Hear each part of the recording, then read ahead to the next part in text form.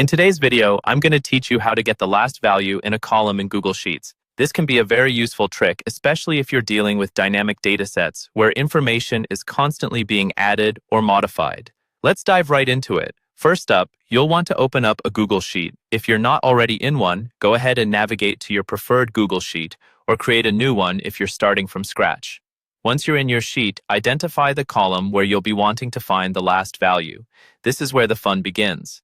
Next, click any cell to select it. It's essentially like putting your cursor in place to start typing. For this exercise, let's move our focus to cell B6. Click on it to make sure it's highlighted. This is where we'll be inputting our first formula. Now, type in the following formula into that selected cell. Gesas array formula, ice blank, A2, A40, false. This formula helps in assessing which values exist within the specified range and setting us up for the next step. After typing out the formula, hit the Enter key to execute it.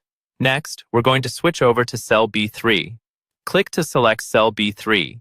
This cell will become our focal point for displaying the last non-blank value in our chosen column. Here, we're going to enter another formula that will help us achieve exactly what we want.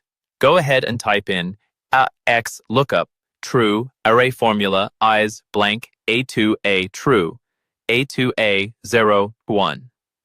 This piece works to locate that elusive last value by evaluating the contents of column A using logical comparisons.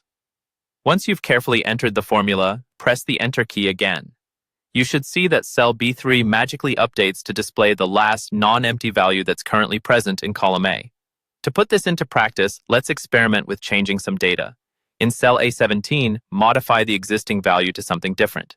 As you do that, take notice of cell B3. It should instantly refresh and update itself to reflect the new last value. To ensure everything is working seamlessly, try one final modification. Enter any value in cell A18 and see the real-time reaction. You should observe cell B3 updating dynamically to capture whichever value now resides as the last in column A. And there you have it. You've successfully set up a Google Sheet to always tell you the last value in a column dynamically.